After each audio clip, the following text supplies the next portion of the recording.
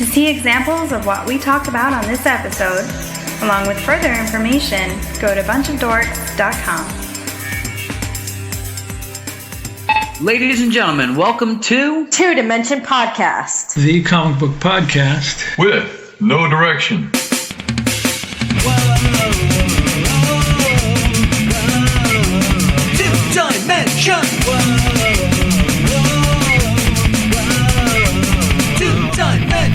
Hey everybody, you know that song, you know this voice. That's right, it's your buddy Rook. And with me, as always, is the man who keeps this show going, the guy behind everything we do. It's Don. How you doing, Don? I'm good, how are you? I'm doing fantastic. And I cannot tell you how much of a pleasure it is to introduce for the first time, the second time, our guest today, Stu Taylor. Hello. You're probably going to have to explain what you mean by that as well. But no, it's a pleasure to be here for the first time and back again. There you go. So we had a little hiccup. We recorded together last week, and we only got 18 minutes of conversation. So, Stu, thank you again so much for being gracious enough to come back and talk to us again about this amazing book that you've put together. We're going to gush on it again. Tell us again, how did you come to meet, and what was your introduction to Octobriana? Sure. Okay. Well, no. I mean, it's a pleasure to be back again, and I'm always happy to talk about Octobriana. So doing it again to a receptive audience, that's awesome. So Octobriana, for those who don't know, and I imagine it's a vast majority, is a 50th.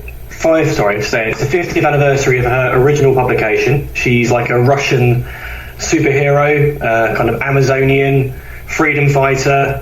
The story goes that she was created by an underground group of sort of anti-communist, or not anti-communist, but anti-Russian USSR kids. Used to get together, have these wild sex parties, and come up with these strips featuring their heroine Octobriana. A guy called Peter Sadecki smuggled these strips out in the late 60s, came to the West, had them published in a book called Octobriana and the Russian Underground in 1971. He met a publisher, a guy called Tom Stacey, who has like a track record of like publishing quite conservative, anti-communist publications. So when Peter turned up at his office, he was like, yeah, this sounds great, I want to publish a book on this. And so the book came out. Like I say, in 71 in the UK, a US printing followed soon after. Maybe a couple of years later, David Bowie came across the book and was inspired by the tales of this, underground youth that really kind of appealed to him. And he announced to the world through, I think it was either like Smash Hits, which is like a pop magazine at the time, that he was going to do a movie. His on-off girlfriend, Amanda Lear, was going to be the star. He announced soon after that he'd recorded songs for it, and then nothing ever happened with the movie. But 80s rockabilly idol, a huge Bowie fan, noticed that this book was a big deal, found a copy himself, was equally inspired by these underground tales, had a tattoo of Octobriana on his arm, and she featured heavily in his breakout MTV hit Dancing With Myself. So this underground group, got notoriety. The only thing is, this whole backstory was complete bullshit. And here it goes sideways. Here we go sideways. So it's true that Peter Sadecki came to the West, found Tom Stacey, got the book published. These stories of these underground youth, that was complete fiction. And the wild sex orgies, that was all something in Peter's head. The truth is, there was a strip called Amazona, which was kind of commandeered by Sadecki. He got two Czech artists, Bohumil Konečný and Zdeněk Burian, to put together these series of strips based on what Peter was asking. And the idea was he was going to sell this to the West, but he had no luck, and then decided to kind of sex it up a bit and gave her a red star, came up with an elaborate backstory of her origins and the kind of character as a kind of anti-Soviet communism, which he thought would be more appealing, and he found a willing publisher with Tom Stacey. But the truth is, he basically stole artwork and it became more of a collage of his creation as he went along. This is a very long answer to your question, by the way, but I'm kind of conscious that it's going to give you a bit of the backstory here. There was a court case prior to the book's publication in Germany where the artists found out their artwork was being misappropriated. They can get a lot of trouble. If you think about living in communist Russia, if you get caught putting out anti-state stuff, that's you on the chopping block. So they did win a court case, and Peter was supposed to give back all of the artwork that he'd stolen and misappropriated. He had given back some, from what I've understood, but the rest he brought over to London in the UK, and then carried on the deception. And of course, being it pre-internet, it's easy to these things to escalate. Right. Yeah. So and the characters kind of lived on as a kind of inspiration for indie comic strip artists. So there was Trina Robbins in San Francisco in like the 70s and 80s who came across the character and believed the backstory originally. Brian Talbot, who featured her in a cameo role in his Adventures of Luther Arkwright sci-fi adventure series, which is how I first came across the character. Oh, yeah. And for myself, 25 years ago, and then some, I collaborated with writer and artist John A. Short, and we did our sort of American comic book version of the character for a few issues. And actually, I think it turned out to be the first solo American comic book appearance for the character, which we didn't really know at the time. And at the time, I think I believed the backstory until I was at Comic Convention and was told quite clearly that it was all nonsense, and it was basically, it's a Cold War comic book con, is how I kind of pitch it. And so here we are, another 25 years later, and putting together an anthology for the 50th anniversary for a whole new audience, hopefully. Were you disappointed? Were you disappointed to find out the backstory wasn't true? Yeah, absolutely crushed. I can vaguely remember being sat there and a guy who was like a bit of a super fan had done some research. And again, this is kind of the internet was around, but it wasn't, the tool. Right. Google exists for sure.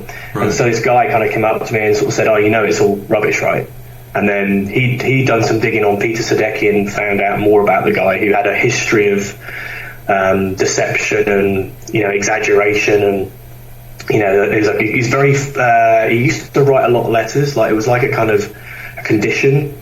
He would write long letters to people, quite inappropriate in some cases. And he kind of would just rant and rave, and it became quite clear that the guy was probably slightly unhinged, or certainly had a different perception of reality than everyone else. And as far as we can tell, I don't think he ever acknowledged that he was deceptive. His relationship. Sorry, go on. He really never came out and said, "Hey, I messed up. It wasn't me." No. I think he got the book published and then disappeared on to the next thing. But his relationship with Bohumil Konechny was kind of like a father-son. Because I always say that Konechny's kind of like the Kirby of the Czech art scene. And as a young boy, Peter Sadecki was a big fan and kind of made his way to their home and introduced himself to Konechny, his wife, who, as far as I know, they didn't have kids. So he kind of became like a bit of a son. And he used to help them with admin stuff with his artwork, and then when he eventually went to the West is when he started the whole draw this strip and I'll sell it and we'll make a fortune off the decadent West. So I think from Konechny's perspective it was a bit heartbreaking. He's obviously betrayed, and it did leave him in hot water when the book came out, because even though he won the court case, a year or two later suddenly he's getting a knock on the door from the state saying, well, we've heard this book is out in the West and it's your artwork. And there was a documentary, a 30-minute documentary in the Czechoslovakia, which kind of went through how this was like a Western conspiracy. They went the other extreme, like, oh no, it's a whole the evil West are trying to make us look stupid, and there's scenes of Konechny being presented with the book as if it was the first time he'd ever seen this artwork, and of course, historically there was a court case, so it wasn't used, but he had to kind of feign shock and surprise, and was like, oh God, this is awful, this is my art, but this is not what I drew, and this is horrific. And from what I've spoken to people before, there were letters where Konechny was like, you didn't say you screwed me over, but it was kind of those tone of like, you betrayed me, I think he really did. Yeah, I mean, it did cost him work, from what I understand. Burian, on the other hand, went off. Did still have a successful career doing like realistic dinosaur illustrations for like museums and publications. Those are awesome, by the way. Those are fantastic. Yeah. It's like, this is stuff I grew up as a kid. This is before CG rendered artwork. This was like real hard stuff. But with Sadecki, I think he did write a letter, kind of almost like saying you should be grateful. This is great publicity. Never seeing. Yeah, never seeing that. This guy could have died. That they could have killed him for this. Yeah, I didn't think about that when you said the court case, but was the original material really anti-Soviet, or was that? Actually, funny enough, you look at if you ever get hold of the original book, The Russian Underground. There are only 2 strips and partial strips at that. Right. The book, and they are if you imagine it, it's just literally panels of black and white strip art, and underneath is like typewritten description of what's happening. And both of the strips excerpts are preceded by what went before. This is what happened previously, and then there's like another long-winded what happened next. And they tend to be more stories of a story. Like the first strip is her, Octobriana, killing a giant radioactive walrus, and there's this elaborate backstory about how it's supposed to be, her and her crew are going to try and help this indigenous community. And then the second strip is her, chasing down buffalo on the steeps, and there's a whole elaborate, Western versus China story that he's written, but it's not in the strip. And if you take a step back, it's quite evident, really, he's just making up what the stories are about. It's not like a collage of ideas. He's just taken the artwork and thought, how can I make this fit the story that I want to tell about this underground group? Yeah. So it's disappointing. I mean, if you see the book, you'll be like, oh, this is not what I was hoping to see. I looked into the original book, and I can't find it for under like $175, $200. Yeah. It's very, very hard to find. And the pages that I have been able to see online, it's like a prose book. It doesn't. Yeah. It's not like I expected a graphic novel, and it's definitely not that. It's like, okay, this is a thing we did. This, and it was.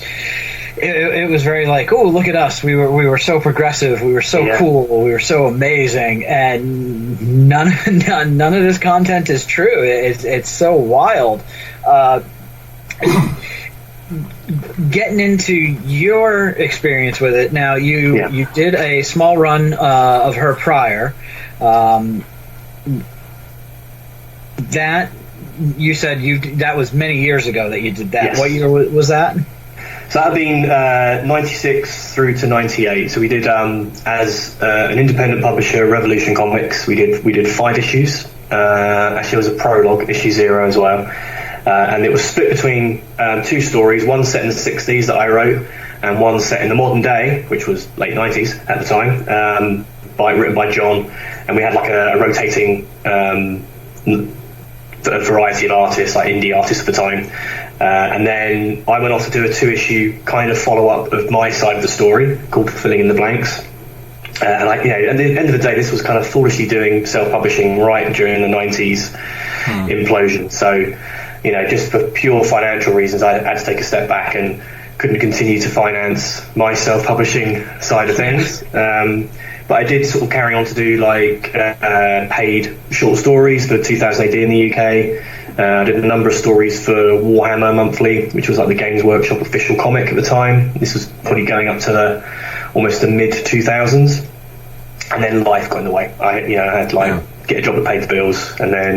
But all in the background, I was kind of still tinkering with ideas and concepts. And my day job is I run an agency, media agency in the UK and Canada, primarily for video games. And whenever there was an opportunity for me to kind of shoehorn comic books in there, I was always finding an angle. Nice. And then this year we launched Dead Good Comics, which is like an offshoot of my company, because the Octobriana 50th anniversary has been in the back of my mind for like 5 or 6 years, and I was thinking I need to do something, to celebrate this. And I was working on a documentary back in 2015, and we interviewed a few people at the time, including Tom Stacey, the original publisher of the book, Amanda Lear, who was going to be Octobriana in the movie if Bowie had ever got around to kind of, well, starting. I was about to say get around to finishing it. He didn't really start. He recorded songs allegedly, but yeah, brilliant ideas, but no follow through. No. You'd mentioned a couple of the songs made it to You Think Diamond Dogs.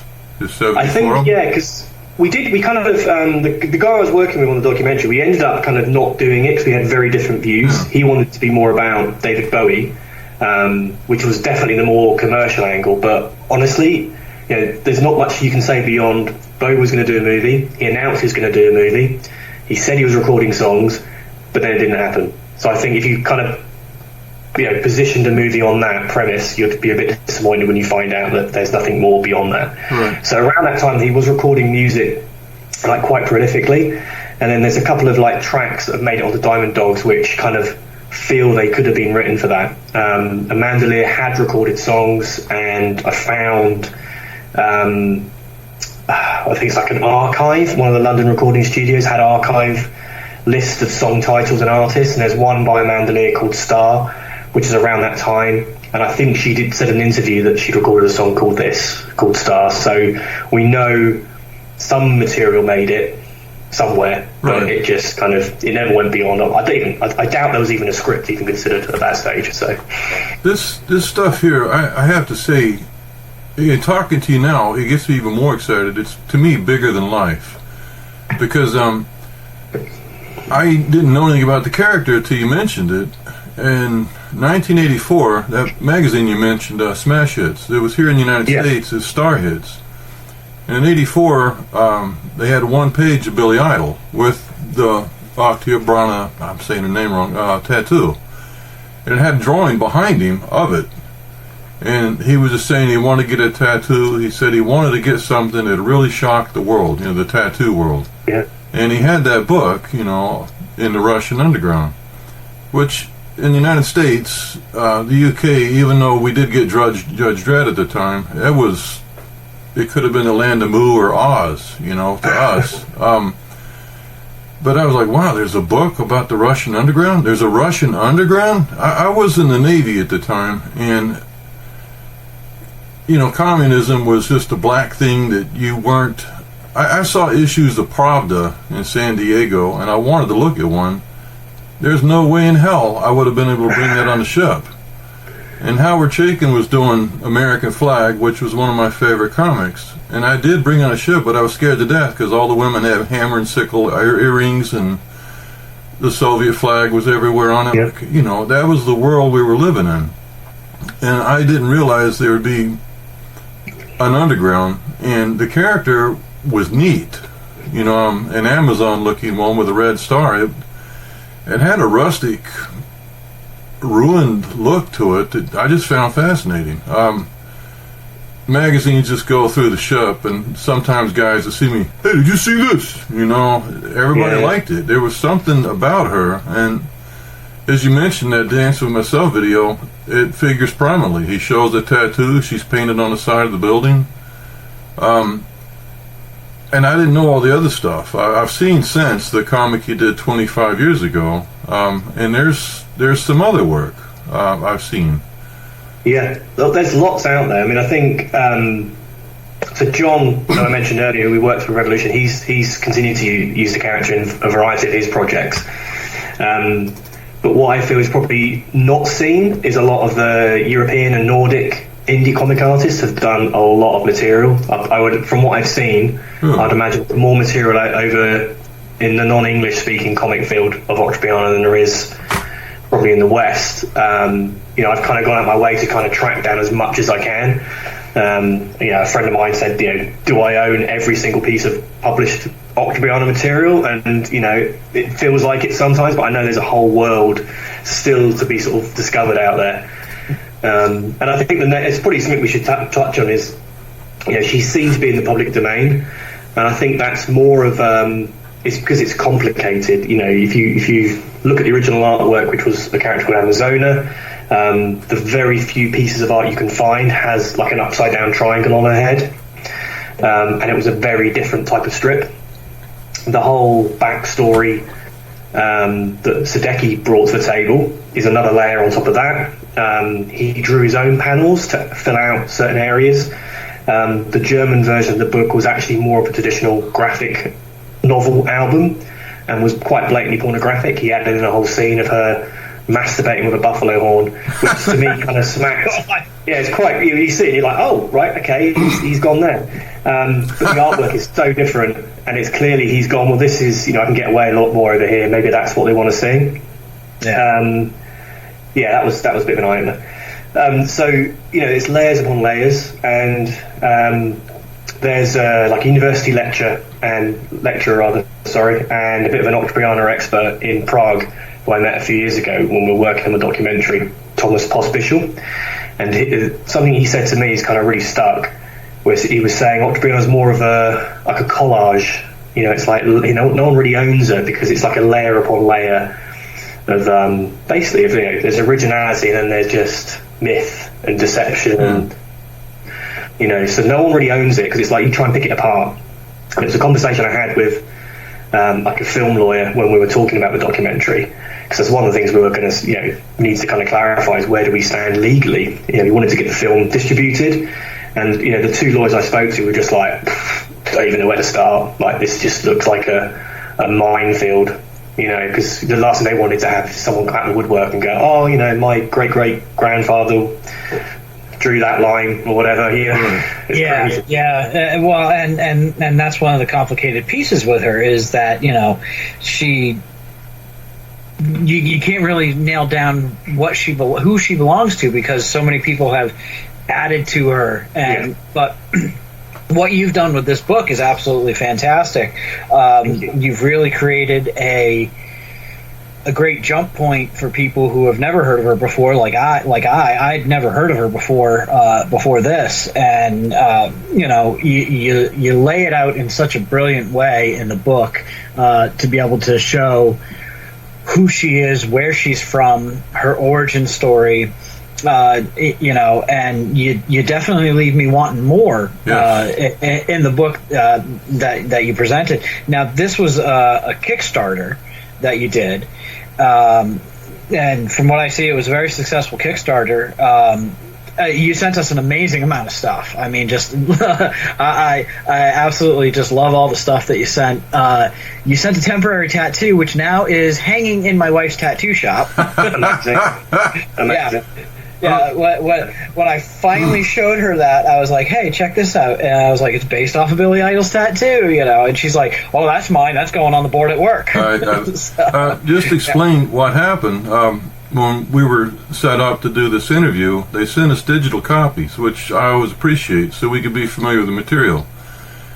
And then they sent the Kickstarter package. I wasn't expecting it, but it's a square-bound comic. And I have to admit, that is some of the slickest packaging I've ever seen. It comes in a nicely perfect folded-out box with a Dead Good Comics tape on it. And it's just full of swag. It's got a set of cards. It's got the temporary tattoo, which I was going to keep, but I thought of Rook's wife, and I thought, no, she needs to have this. I kept the Michael Cho Mylar sticker. But it was... My wife was making fun of me because I'm 60 years old, and I'm sitting on the couch with my feet up going through this stuff going, I was like a little girl, oh, look at this, And... even though I read through the digital copies and ready to talk, I read the comic book. Maybe it's my age. There is nothing like reading a real comic. I appreciate getting digital copies, but the real comic, and I passed it on to Rook, same thing. Fantastic package. Fantastic. No, thank you. And I think you've kind of hit a couple of things there that are probably worth addressing. Like, for me, I did kind of dabble with digital comics as a kind of reader and collector. It's not the same. There's certainly the convenience factor. But I think with this package, as a new publisher and the printers we work with here in Canada did like such a fantastic job that I felt it is better to kind of have that physical product to kind of show that we deliver the goods. And a lot of the extras were a way of thanking Kickstarter supporters. I wanted everyone who got their comic to feel they got good value for money for investing in someone who was new. So yeah, it was fun to put together. And actually, the tattoo, there's a bit of a meta story behind that. So you've got on our main cover, which is by Marguerite Sauvage, she's got a Billy Idol tattoo. Yeah. And so the actual temporary tattoo we gave away with every copy is designed by a Montreal tattoo artist, Angus Byers, who based it on Billy Idol's version of the tattoo, which was also based on a bit of artwork from the original book. Now, in one of the strips, we've got Billy Idol teaming up with Octobriana on the Sunset Strip, and it ends, it's not really a spoiler, but that strip ends with her getting a tattoo of Billy Idol and him getting his Octobriana tattoo, and the artist has drawn Angus, who's our tattoo artist, giving Billy Idol a tattoo. So we went really meta and deep and Easter eggy on that one. So fantastic! I love that. Yeah, that was awesome. There's little hidden things, just a nod to friends, to people, love that. I actually, when you told us that last time, I had to go back and open the book to that page, and I'm like, hey, that's pretty cool. I didn't tell him actually until we got the final artwork back, and I said, "Hey, you're famous. You actually giving Billy Idol a tattoo. So you can proclaim that now."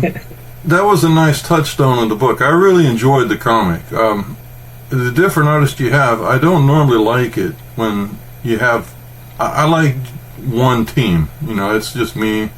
Although I have liked anthologies like the Heavy Metal magazine and stuff like that, but I normally tend to like one team through it. This one, I have to admit, even though the styles were different, they all worked together.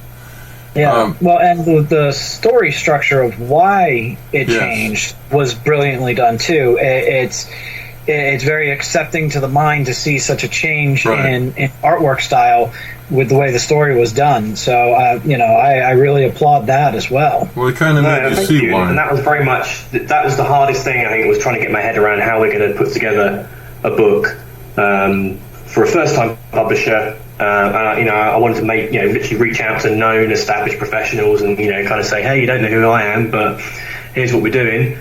So I did put together like a pitch presentation about, this is the greatest Russian superhero you've never heard of, and here's why you should be excited. So for it to work, the idea with the framing was it starts in the near future. Octobriana and her underground crew have to rescue someone, and things happen that she ends up having to relive past memories, past adventures, and it gave us opportunity to do a series of like different stories from different artists and also different writers. We've got Stephanie Phillips, who's currently writing Harley Quinn. We've got Andrea Towers, who wrote a book called Geek Girls Don't Cry, which was like a look into how iconic fantasy superhero characters influence us and the impact they have. So it's getting different voices as well, and then it was like a kind of an eclectic mix of artists. So we've got Simon Fraser, who draws our main story. We've got Mark Lamming does our World War II strip. We've got N. Stephen Harris does our kind of crazy 80s era satanic panic televangelist weirdness. And then we've got Andy Bellinger illustrated our origin story, and that's actually based on a text origin of Octobriana from the original book. Going back to what I said earlier, like Peter Stecky wrote a lot about what the comic strips were about. He would describe, in a few sentences, these crazy scenarios, but they were only written in text. They didn't exist in strip form. It was literally him just making up. Just creating in his own head and putting it out there. Well, that adds to the mystique, too, of it, Yeah, for sure. So with his origin was, she was, millennia old. It was like the child of like a Viking and a South American priestess or princess. And if you do a bit of history, they don't even match up time period wise. But hey, I make a nod to that in the story to kind of say this is the reason why these disparate time periods have met. So we did the origin there, and then there's another long-winded bit of prose where it's like a poem, an excerpt of a poem that Sadecki had claimed that this underground group had written. So we did that as like 3 double-page spreads. We broke it down and just, I approached very different artists and said, here's an idea for a 2-page spread. This is the word, but don't have to match it so accurately. Let's go crazy. Let's kind of give a visual. Anything's possible, really with this. So, every artist that you had in the book, they're at the top of their game on this. I can't stress this. The first story, this isn't a world I want to live in, but it was awesome. And, it was a place that was horrifying, but it had airships going through it, and it was believable. Fantastic design. All the drawings are spot on.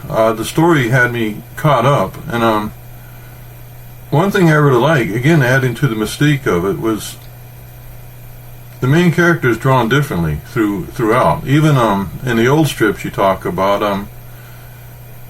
the original strips from the Czech artist, she's really kind of primitive and rustic looking, more like you'd think from the Amazon.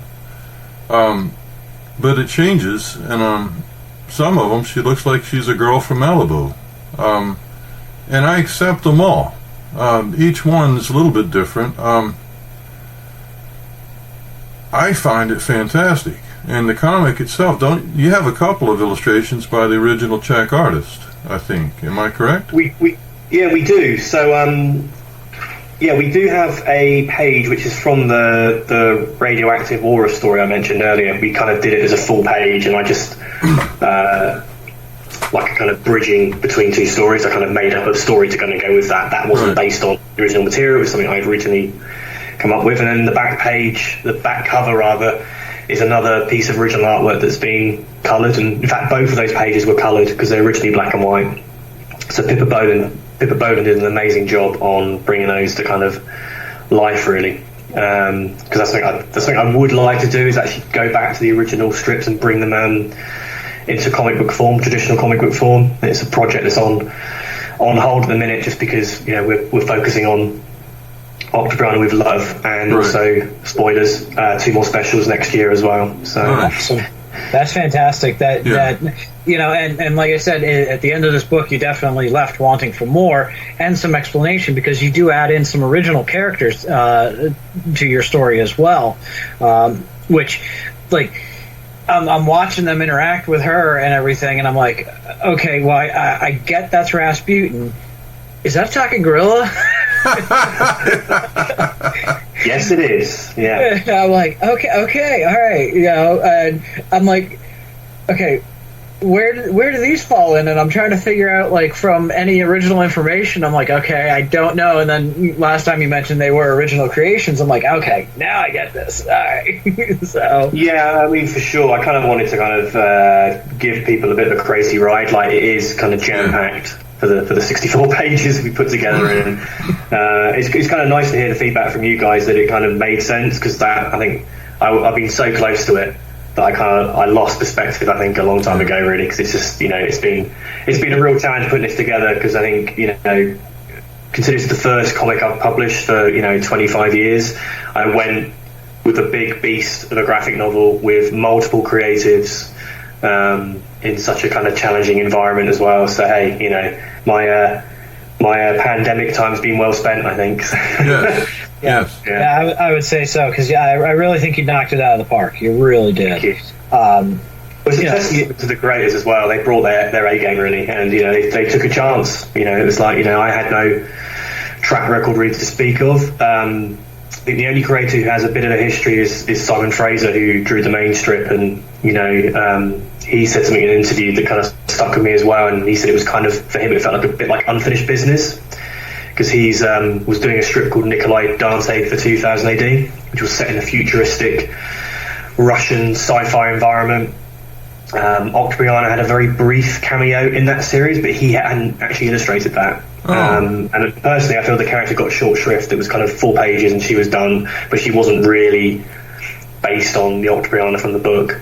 And I had seen an illustration Simon did many years ago, and when I started putting this together seriously, and to the point where I was ready to kind of reach out to creators, he was genuinely the first artist I approached, because I thought I'd love to see him do a whole strip, and he's been a great collaborator, and I hope that will continue. We've got plans for the next one, but I won't go into much detail yet. Don't want to spoil that. So.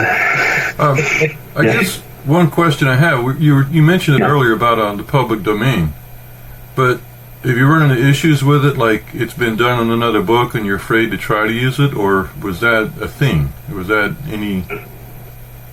So I think with this, I mean, the way I approach it is you go to the source material. Like, luckily, I guess, there's only one book, and that is Octobriana and the Russian Underground, and there were 2 strips, or bits of strips, and that's it. Like, anything laid on top of that we've done is our creation. So it's, you know, the things that are kind of iconic are her outfit. Like, her original outfit is her with like the leopard tail hairband, the snake skin pants, the snake charm bracelet. It's like the radioactive necklace, detector necklace, and she wears a scarf across. It's not very, it doesn't give a lot to imagination. So one thing I think we wanted to do was kind of make her a bit more practical, right? So we can like torn sort of anarchy t-shirts, and and in the strips, like in the World War II one, she's wearing a big sort of shearling winter coat and like traditional Russian style hat, winter hat. So anything from the original is fair game, but anything we've layered on top of that is kind of our own creation. And you mentioned the supporting cast, so our version, Rasputin's obviously he's a public figure, so he's not owned by us, but our interpretation of him and the way we present him, there'll be more to come in future books. And Tarquin was original creation. Lucretia, who's our new character in the book as well, that's original. And the Wonder Machine, the circular travelling machine, that was in the original book, but once we eventually get to see inside that, that's going to be our original version of that, because that was never seen. And the modifications we made to her outfit, that stuff there. I mean, it is messy. If someone wanted to come in and sort of jump on board, they'd have to go to the source, and then it's pretty much fair game really from there. Yeah. But they wouldn't be able to build on what you've done. That wouldn't be allowed. They'd have to go to the original source material. Well, yeah, I think legally, yeah, for sure. Yeah. I mean, we're going to have different creators working with us, but I think if someone came on board and saw Octobriana With Love and went, right, I'm going to just continue that story, that would be copyright infringement, right? So, yeah. But, because you see the characters appeared in so many different ways. I mean, last year, indie artist and cartoonist kayfabe Jim Rugg did his own take on the character, and it's like, so I really highly recommend. It's like a blacklight comic strip book, and it's just crazy. She's taken on like a robot styling, and from what I remember, the visuals of his, they're very much based on the original book, like the original costume, original outfit. Yeah, they appeared to be, from what I was able to see of that. And it's fascinating that everybody's got kind of their own take on her, and your design, your look that you've created with all the artists that worked on this book, while each one is original and different, it still follows through in a cohesive manner, and it really brings it all together. I can't say enough great stuff about how, because this is a completely different and new thing for me. I'll be honest with you, when we first got the email, I kind of looked at this and I was like, is this some super pro communism propaganda piece somebody's trying to get out there? And then I started looking into it, and I'm like, well, I want to talk to this guy just over the history of this character. Yeah. That alone, really hooked me in. And then when we got the digital copy, it was like, oh, wow, this is straight up somebody took a serious amount of time and really made an amazing book here. And of course, like I said, then we got the Kickstarter package, and I was even more blown away. But this is going to go out with Diamond Distributors, so people are going to be able to get this at their local comic book shop soon, but they can also order it from you directly as well, correct? That's right, yes. So it goes on sale officially through comic stores on the 22nd of December. We had that confirmed recently. The whole supply chain shortage nightmare meant that our comic store version has kind of been slightly delayed. But you can buy it direct from us. We have a website, octobrianacomic.com, and then it's /Octobriana Store.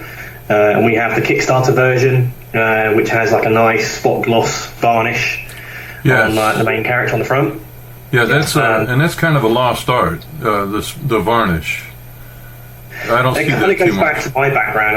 I used to work in magazines. I used to love that stuff. You give me like nice printing finishes, and I'm just like happy. So for me, it was like, I want to do it. I had no idea how much it would cost. Actually, it didn't turn out to be too expensive, on a unit basis. Right. But for the comic store version, it's just there hasn't got that finish on it, and there's a different back cover artwork and a different colour spine. But that's really just to kind of appeal to the collector mentality that I certainly have as well. So there's different versions, and the Michael Cho cover we were selling through Kickstarter, and we can sell it through our store, but that's through the comic stores. That's like a retailer incentive, where if they buy our regular cover by Marguerite Sauvage and our variant by Joyce Chin, which had a retro 1970s Marvel feel to it, if they buy multiple copies of that, they'll get the Michael Cho one as well. So we've been playing that game just to kind of as everyone else does, I think. But actually, I just want to go back quickly about the character as well, like, because it was a story of a story in the original book. This is what the characterism was. There was no real characterization of her. So something that the approach we've taken, well, I've certainly taken, is to kind of ask about what is it going to be like for someone who's lived for so long, because the idea that she's these thousands of years old, it's like, I imagine your memory's a bit sketchy. Like, I have trouble remembering what happened 5 years ago. I can't imagine what it's like trying to remember what happened 200, 300 years ago. And the fact that she's kind of portrayed as quite violent as well, it's like she's obviously slightly scary, slightly crazy. So I've kind of, the personality we've put in there, that's something that's original to us as well, our take on her. Right. We don't have her talking in like comedy Russian, and that's a very deliberate thing, is because I was thinking about, if you're that old, if you're millennia old, you wouldn't have a funny accent. You'd know how to speak English, or you'd know how to speak Russian or German or French. So in my voice, I hear her having a kind of weird accent, right? But she doesn't talk like with comedy Russian accent. I just think that wouldn't. Yeah. You'd have picked it up by now. It'd taken you 100 years, mate. You'd pick up whatever you're around. Yeah, and I kind of, for me, it was looking at, of all things, the original Highlander movie. There's a bit of snippy dialogue when one of the cops go, you got a funny accent, where are you from? And he's like, lots of different places. Yeah. There was a way of kind of saying, it's a French actor trying to put on an American accent. The reason why he sounds a bit weird is because he's so old and he's lived in different places. So that's something we brought, to the table with this, is our take on the characters, slightly different, I think. Over the top, a bit funny, but also hopefully a bit scary, like ultra violent and scary. No, I definitely think you nailed it on that. There were several things that I definitely laughed at. Her on the motorcycle with Billy Idol was right. That was fun. That was fun, right? It's a fun ride. It's a great read. I can't tell people enough times that you definitely need to go and hit your comic book shop, go to the website. Definitely, you guys want to have a copy of this book, because it's a lot of fun. We see a lot of different people doing self-publishing books, and sometimes pieces are problematic, or the end product is not exactly what you thought it would be. This was done with attention to detail in every single aspect, and it's worth twice as much as what you're selling it for. Honestly, I have to agree with Rook on that. Oh, I really appreciate that. I don't think we can get away with that, but I'll take it. Yeah, for sure. If you want to pay double the amount, I'm happy with that. Yeah. But one thing on this book as well, I didn't mean to interrupt, but if you like this, there's a lot of backstory from other sources that you can find. Work that Stu has already done before. You'd mentioned the Jim Rugg book. I didn't look at that purposely. I saw it online, but I didn't want to. I was wanting to focus on this one. But they also have a YouTube show they do with I can't remember the other man's name. Ed Piskor, right? Yeah, Ed Piskor. Yeah. Cartoon Cafe. Yeah. And they do a thing on Octobriana, and they show some of the stuff on there. I'll have it linked on the blog, but it's worth checking out. The Russian Underground book was on David Bowie's 100 Books You Should Read. Yeah, yeah. And I saw it somewhere else as well. Again, this is something I never read, but I'd seen it. Like I said, the Billy Idol connection. I didn't realize it was the same thing when Bowie talked about it. But it's been around. One of the guys we do the podcast with isn't on this one, but he was collecting Luther Arkwright. He always talked about it. I never read the book, but in reading your introduction to the comic, you mentioned it. So I had talked to Dallas. I said, she was in that book. And he goes, oh, it's been, I got to read it again. How much was she in the book? Because I've seen samples of the pages, which I found she was the primitive rustic looking Octobriana. Yeah. And that was very much, visually, I think it's pretty much exactly as she appeared in the original book. So Brian Talbot's is magnum opus. She appears, I think, in issue 2 or 3, or both. And she appears on the cover of issue 3 as a kind of cameo role, like an action role, and he portrays her as quite brusque and a bit earthy. I was saying quite forthright and sort of violent. And I guess that probably has paid an influence a little bit on our take on her as well. So I think from what I understand, like at the time, I think Brian Talbot believed the myth and the backstory. But obviously, I know he doesn't feel that way now. And I think when we were doing our book, and funny enough, he drew the cover for our first issue. And I remember actually he gave us photocopies of the original book before we were able to track down a copy. So it was a great source of inspiration, and was really supportive of what we were doing. I think he was just happy to see the character live on beyond that. So I would say track down Luther Arkwright. It's a great read, nonetheless. She's only in it a spit and a cough, as we say over here. So that's definitely worth checking out. I'm trying to think there's anything else. A lot of it is just going on eBay and just searching and trying to track down. I would say do get a copy of the Jim Rugg one. He did it in 3 versions. He's got the blacklight version, which is eyeball melting in a good way. I think he did a regular comic version, and like an 80s style black and white pulpy version of it, the same strip but in different formats. Which, if you love print as much as I do, they're all a joy to read, really, and they're well worth kind of tracking down. That's something else. When you just said that he believed, the guy that created Luther Arkwright says he believed it, but he doesn't now. I hate to say it, I still want to believe it. It's I do too. Honestly. I still feel disappointed 25 years on when I found out it wasn't true. It's one thing. Ruins inspire wonder. When you see old things that are broken up, there's something fascinating about that. It's like there's a story you're not quite seeing to it, and that's how I take it with this. And I'm loving some of the stuff you're talking about. How her mannerisms and her speaking, accent would be different from all the places she's been. She belongs to the world.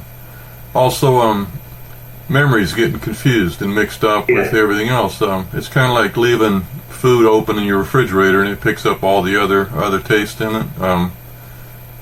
It can be horrifying. Sometimes it's wonderful. But I'm really excited about this thing. I'm excited to find out you're doing more. No, thank you. It's something that we're well into doing the first special, which will be like a summer special, which picks up pretty much straight after our kind of deliberate cliffhanger. So we're going to go into more detail about Octobriana and her relationship, and Rasputin and Tarquin, their relationship. We're kind of adding more depth to those. I kind of don't want to give too much away. I'm kind of conscious of what I'm saying. Right. Well, please be, because I definitely want people to be. Yeah, but I think we do tackle on. I do tackle how her first response is like just to kill. Anyone gets in the way, she'll kill it. And I think there will be a bit of a confrontation with that between her and Lucretia, who's like a new member of the group, and how they see that and they think there's another way around it. But one thing we haven't really touched on with the book, and I'm kind of avoiding, is the whole like communist stuff, because again, that was an elaborate layer that Sadecki had added onto the character, because there was nothing in the original strips that she was, you know, banging a drum for communism. I feel that she would represent the spirit of that, where everyone's equal, but it has kind of become, you know, perverted over the years. I think as soon as you get people involved with anything, no one's really going to be equal. Someone always wants to have more money or have more power, so it's always going to be corrupted. One thing Sadecki said is she kind of flips between sides, like one day she'll be on this side inciting revolution and the next she'll be on the other. So I want to kind of tap into that a bit. But you know, it's funny, when we first started the campaign on Kickstarter, we were promoting our Facebook page, and some of the comments we were getting were quite like funny now, but they were like death threats and people saying you commie bastards, and it's like, well, look first, you haven't seen the comic, and and it's just people react. I think the red star and the notion of her does generate responses in that way. But my argument is like, it's like saying Captain America represents whatever president's in power. It's a nonsense. He doesn't represent that. He represents the people. And I think with Octobriana, we wanted to represent the oppressed is our take on it, really. Right. And whether there's fights to be had or people to be freed, then she'll be there with guns. Right. Fantastic. Love that. Yeah, I didn't realize that. So I thought originally, again, the Billy Idol tattoo, I thought that she was revolutionary, but sometimes she went on the state side. Well, that's the thing. It's when Sadecki, I wish I had a copy of the book. The last one I had actually gave to a Kickstarter backer. My other ones are in the UK. But there was Sadecki would write about the stories. He would say there was a story about this, there was a story about that. And then there's a whole thing where he's talking about, one time she's on the side of the Chinese, Liberation Army, and the next she's, funding, the freedom fighters on this side. It's just kind of like she's kind of changes like the wind, really. And he just wanted to kind of make a sound that she was slippery and, you can never kind of pin her down onto one agenda. But I just think that was probably him not really knowing what would appeal. I think from going by the fact it was all a myth anyway, and he wanted it to be commercially viable, he probably wanted to say whatever would sell the book. I get it. Seems to be more like it, yeah. One time, when I was on the ship, I subscribed to Time magazine. This is when Gorbachev, came into power. And I was reading an interview with him, which I found fascinating. But then it had more stuff about the Soviet Union and everything. And I stopped after I read it. I was just sitting back, and one of the officers on my ship said, "What are you thinking about?" And I told him what I just read. I says, I never thought about it. It says communism is actually supposed to be like Christianity. Everybody helps each other out. Everybody's part of it. And then he said, well, that's ideal communism. What you have is true communism, the military and all that. But I find if I ever said this to somebody that was affected by communism, let's say they came from Vietnam or, in Cambodia, any place where they get really defensive. I mean, and I understand why. They get scared to death. But the idea, when Habitat for Humanity down here in the United States, some of the people behind it were on television back in the 80s saying, well, people keep coming up to us and says, well, this is communism, what you're doing. And it said, this is in the Bible. You help each other out. I mean, I understand where people are coming from on some of this stuff, but that's a real hot topic here in, the United States right now. Yeah. But I find it interesting sometimes to see a different perspective on it. I'm not looking for it, but I find it interesting. But the character, I like what you've been describing, because she basically belongs to the world, and you can't define her. She's bigger than life. She's open source. Everything you talked about, she's an open source comic book character, and even bigger than that. She was The Russian Underground book to me is like a design book that was really popular in the 70s and 80s. You know, what I've seen online I really liked.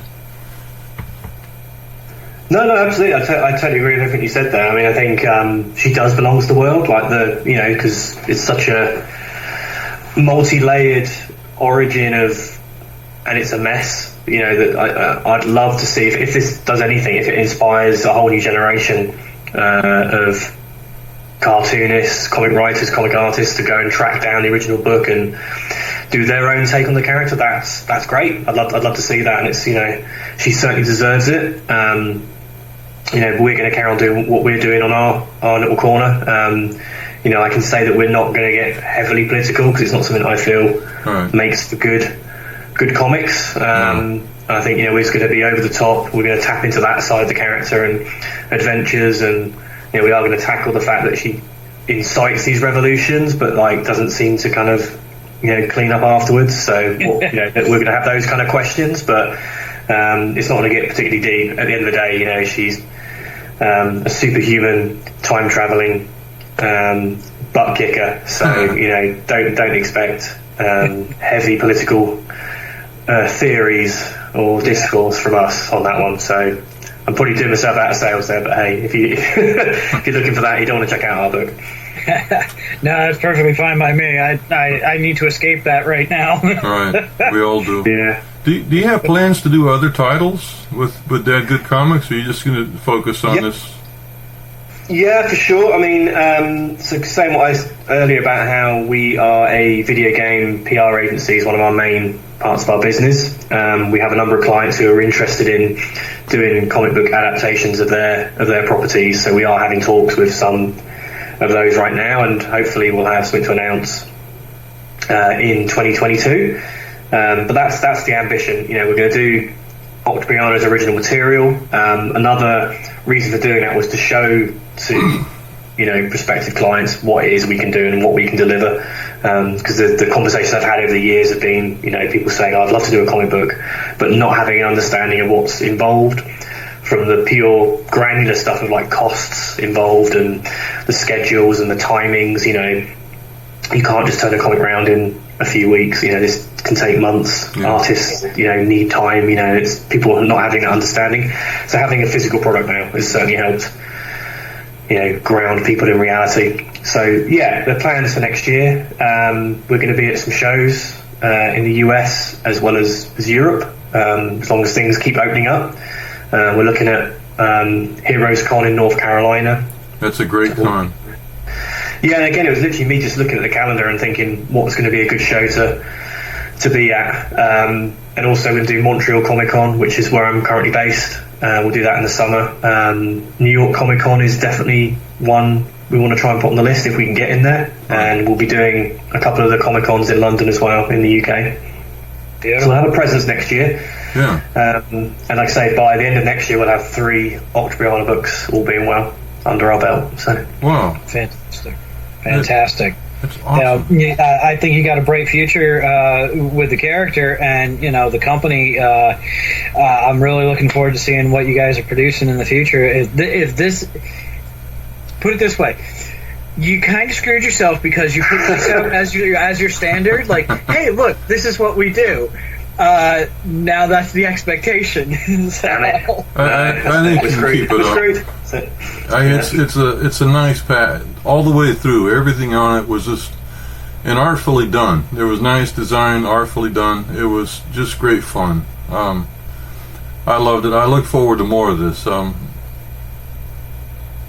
I guess I could ask my comic shop to carry this because it's got time right now. Yeah, I mean, there's no reason why not.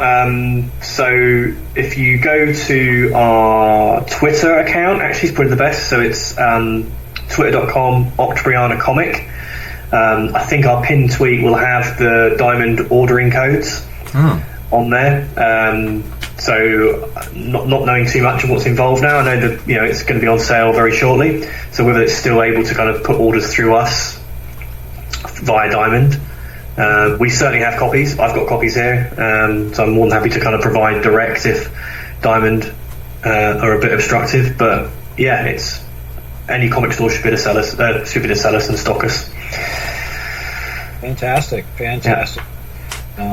Well, I told you before, I have passed it to my friend that works at a comic book shop.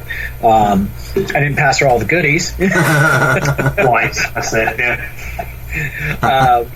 I did pass her the book and the paper talking about ordering and everything. So actually, I got to get back by and check on her and make sure she didn't take off with my book.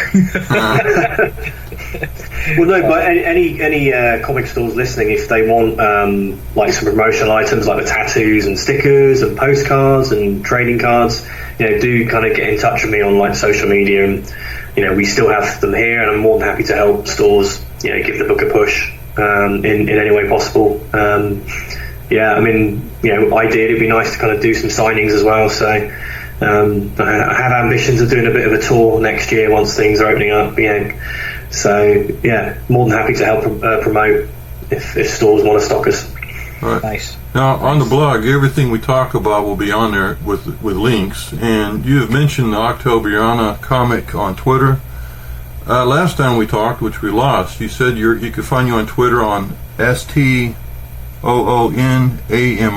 at Twitter. That's right. Stunami, that's my personal account. So. Oh, I got you. Stunami. Yeah, there you go. It went over my head the first time. S, for those who remember that channel. Yeah, that was nice. Okay, we'll have that on there. I want to say there was something else I wanted to ask, and I can't think of what it is.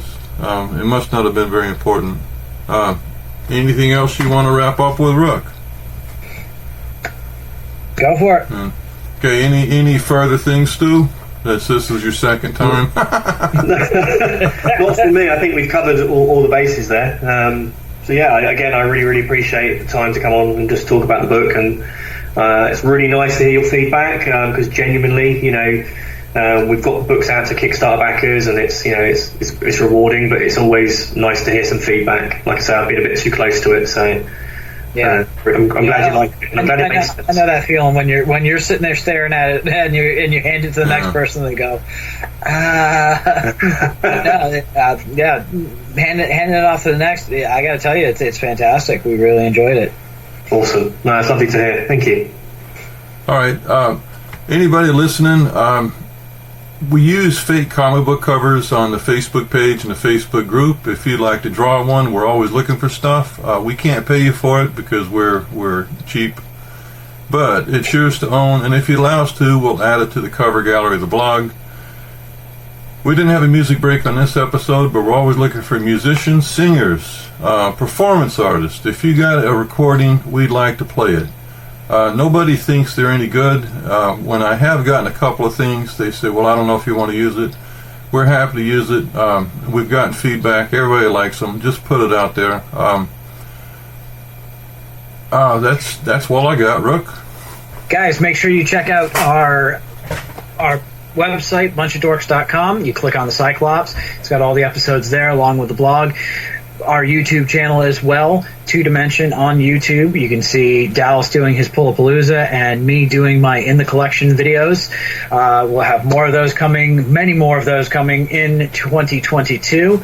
Until next time, read more comics. You can hear our most recent 20 episodes on iTunes. If you would like to hear our older episodes, you can find them on our blog. Just go to bunchofdorks.com and click on the Cyclops.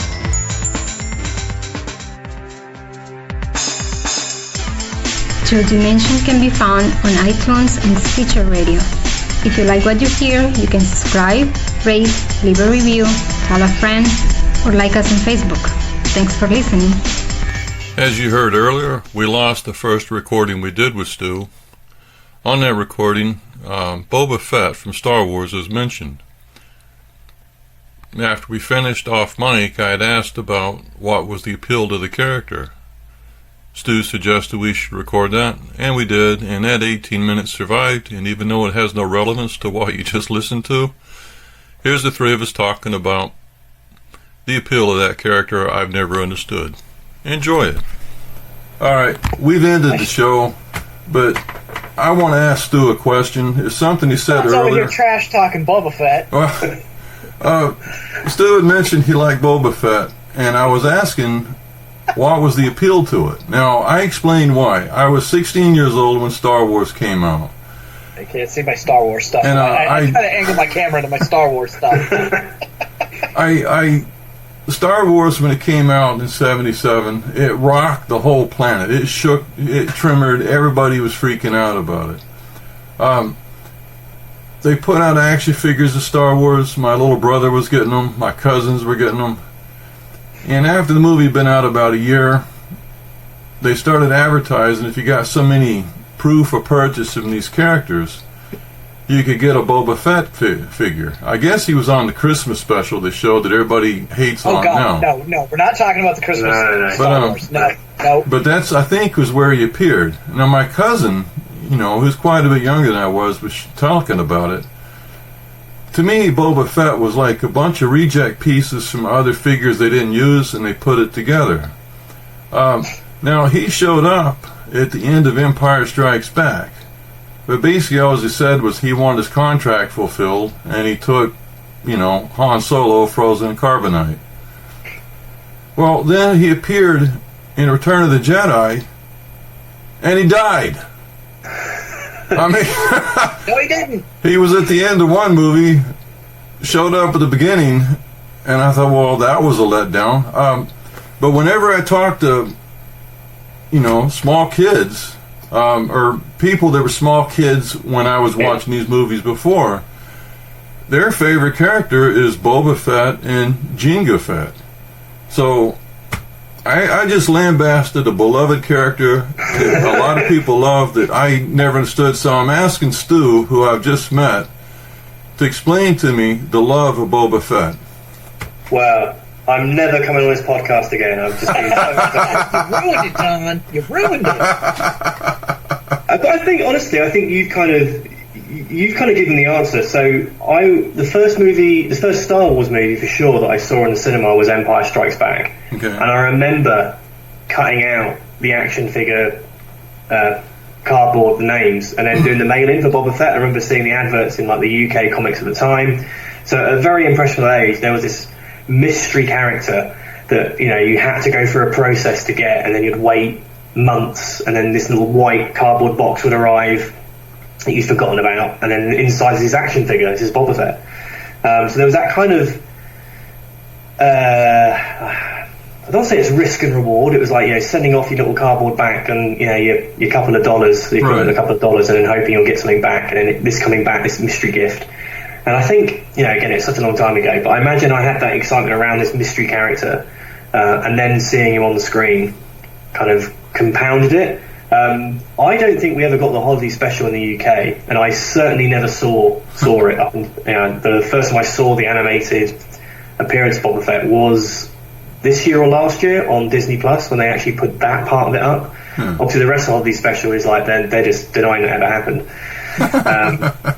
So I think with that, it was just like I played with the Star Wars figures as a kid, and I'd concoct these stories around the characters. So the reality is that Boba Fett had minutes of screen time, but in my mind, I had this whole universe around him, and he just looked cool. Right. And you were right to say that he was made up of rejects, because I think the original concept was he was going to be the new Stormtroopers, and I think originally he was white. It was going to be like the upgraded Stormtrooper, but they couldn't afford to do more than one, and so they just gave him a spray paint job, and I think George Lucas was like, that's cool, I'll make up something on the spot, and then hence that was Boba Fett. But I think the mystery side of it appeals. And then linking it back to comics, it's like why I was fascinated by Wolverine, because there was a mystery. You didn't know his origin, you didn't know how old he was, and you were a bit intimidated by him because he could go completely wild, and then he'd show a softer side. So there's like layers and layers. And with Boba Fett, you could create an entire backstory because you didn't know what was under the mask at that point with the original trilogy, and what was his beef with Han Solo, what was all that, and they've kind of explained a lot of it now, which I think takes it away a little bit. But I'm like super excited for the new Boba Fett TV show. I'll be there. Yeah, the book day of one. Fett. But I think it's a time and a place, and I think also with Star Wars, and I'm probably going to get shot for saying it, but I think you have to see Star Wars as a young kid, a very young kid. Like if you watch it as an adult, it's trash. Like the dialogue is not great, the story's not great. but I think you have to be at a certain age. It's why you watch, if you watch like films you watch as a kid, as an adult, and you go, oh no, that's not what I remember. That's not great. Oh yeah, that happens. But I will say, when Star Wars came out, the first 3, everybody went to see them, including my dad, who didn't like that kind of stuff. Oh wow, okay. When everybody left the theater, my mom, the first time my mom took my brother and I to see it. Now, my brother's 5 years younger, but all 3 of us left glossy-eyed. It was a movie everybody went to see. And I would have teachers in high school who, again, didn't like comic books, didn't like Star Trek, didn't like any of the stuff that I loved. But they'd always say, have you seen Star Wars? Take your family to see it. It was wonderful. I worked for a guy at a dry cleaner that he didn't like Superman. He didn't like, he liked reality. If I'd see a dinosaur movie on TV, I'd ask if he'd see it. It was either yes or no, I like to live in the now. But he went to see it. And again, he was, everybody, especially the first one, but the first 3, everybody was just glassy-eyed after they saw it. It didn't matter. My grandmother went to see it, and she was talking about, it reminded her of the old silent serials when she was a kid. Right. So, there was something about it, and I do think there is a certain age for it. But again, Boba Fett was one I never understood, because if I talked to any of my friends' kids, or I was at a comic store, and it was next to it was basically in a Latin shopping center. A lot of different. We're in Florida, a lot of Spanish-speaking people down here. At a restaurant, grocery store, all that. And this one man came in with his, I think, 7-year-old son, and he wanted some Star Wars comics. So the guy showed him a few. So I'm sitting there, talking to him. I said, well, who's your favorite character? And it was Boba Fett and Jango Fett. And I said, what do you like those so much? And he thought, he goes, well, they're bounty hunters. Okay, I understand. But I hear that all the time. Who's your favorite character? When I was there, it was always Darth Vader or Han Solo or something. But younger, it's always Boba Fett or Jango Fett. And again, to me, Boba Fett showed up at the end of Empire and died at the beginning of Jedi. What am I missing here? So, okay. I don't know. I always dug them. Of course, I was born in 1980, so for me, I got to see the movies as a very young kid, and Boba Fett was fascinating. He was this guy that took out one of the main characters. Even though he didn't technically do it, he was taking Han back to Jabba, and it was like, oh, what's Jabba? What is this? And and I don't know. He just had a mystique about him. He did, and I think that's why the Mandalorians as a whole, appeal to so many people. There's just something about the look of them, the way they move, the way they talk. They're just cool, man.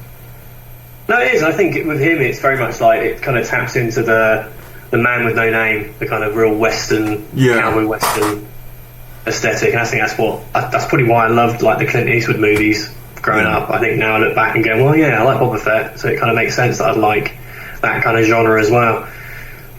So I don't know, Don. I'm very disappointed, but it's fine. Listen, Rook is on your side, so don't hold it against the show. Listen, if Dallas was here, he'd be going off on a 30-minute tangent about how great Boba Fett was, because Dallas is like the ultimate Star Wars fan. Okay, well, you guys have been enlightening. I have one more question related to Boba Fett. Sure. Now, my daughter convinced my wife and I to go see not the second trilogy. I did see those. But after Disney bought them, what was the first movie they did? Force Awakens? Yeah, was that The Force Awakens? Mm-hmm. And I got confused, and nobody's explained it to me. At the beginning of the movie, he was one of the main characters. He's a stormtrooper. He takes it off. He was the guy that was so sweaty, didn't want to be a stormtrooper. Yes. Yeah. Now, I thought the stormtroopers were all clones of Jango Fett. This guy is not. Yeah. No. What happened? Like, that goes back to the original trilogy, right? I think they've kind of explained that the clone troopers were eventually replaced by normal people, although we never see it. Which is, I think they're always trying to kind of retroactively explain why, if you watch the original trilogy, why stormtroopers are different heights. Because it's like they're not all Jango. But I think a lot of that was in the expanded universe stuff. Like, they didn't really explain it. But it's interesting you say that, because that always frustrates me, I think, when people, you watch the movies and you may not want to read the comics or read the books. So I think the movies do need to tell a clear story. Like, so Solo, I know you spoke about it on a previous podcast, but I really like Solo, and it frustrates me that it kind of ends on a cliffhanger where there was supposed to be 2 other movies. And also it brings, well, again, this is anyone who hasn't seen it, sorry, but it brings back Darth Maul, who moviegoers will know is dead. And so, I know it's explained in the animated series, but I always felt that was a bit lazy. It's like, look, don't assume that. Yeah, it was for kids though, so kids don't mind lazy writing. Yeah. I did like the Solo movie quite a bit. When I say this, and I don't mean, I know a lot of people love all these movies. I like the original trilogy.